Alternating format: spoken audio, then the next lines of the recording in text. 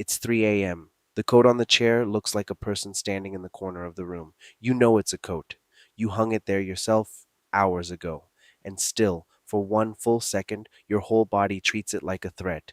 Your heart jumps first. The explanation arrives a beat later. So why does the safest, most familiar room in your house sometimes look like it's hiding someone? That gap, the flinch before the reasoning catches up, isn't you being paranoid, and it isn't your imagination running wild. It's one of the fastest reflexes your brain has, and scientists have now measured exactly how quickly it fires. Let's start with what it isn't. It isn't a sign you're superstitious. It isn't proof you watched one too many horror movies as a kid, and it isn't something that only happens to nervous people. The calmest, most rational person you know does this exact same thing every time the lighting gets bad enough. A curtain that billows wrong, a tree branch scraping a window, a reflection catching the corner of an eye. Different shape every time. Same flinch. In 2009, researchers at the Martinos Center for Biomedical Imaging at Harvard Medical School, led by Nouchine Hadjikhani, wired people's brains to a machine that tracks neural activity in real time, then showed them a mix of ordinary objects, some that looked a little like faces and some that didn't. The face like objects lit up the exact same patch of brain tissue that fires when you look at an actual human face, a region called the fusiform face area. And it happened in about 165 milliseconds, roughly a sixth of a second. That's quicker than you can consciously register what you're even looking at. That timing matters more than it sounds like it should. 165 milliseconds is too fast for a story. You haven't had time to think, that shape kind of looks like a face. Your visual system has already filed it under face automatically before the slower reasoning part of your mind even gets a vote. So the coat in the dark isn't a failure of imagination, it's the opposite. It's your face detection system working at full immediate speed on an input that happens to be just ambiguous enough to qualify. Here's the part that flips the whole idea on its head.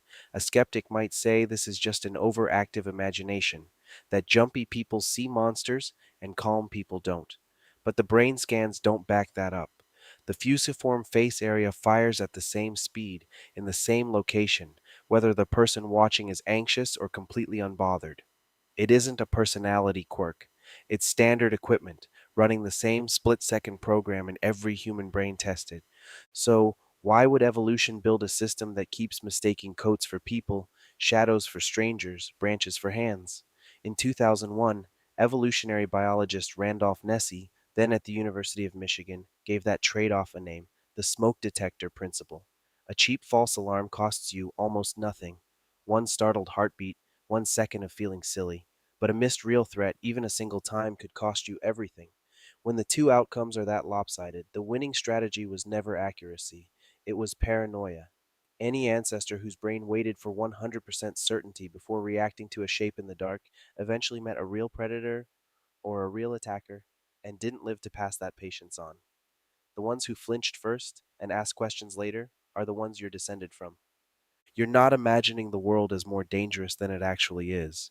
You're running an alarm built by generations of ancestors who survived by getting the same it's nothing instinct wrong 10,000 times in a row for the one time it mattered. None of those ancestors needed to understand why the system worked. It just needed to keep them alive long enough to have children who inherited the exact same trigger happy wiring. This isn't a new discovery either, just a newly measured one. 500 years ago, Leonardo da Vinci wrote in his notebooks that if you stare long enough at a wall stained with damp or built from mismatched stone, you'll start to see landscapes, battles, strange faces and costumes, an entire cast of characters your own mind supplies out of nothing but noise and stone. He called the trick useful for inspiration. He didn't have a brain scanner.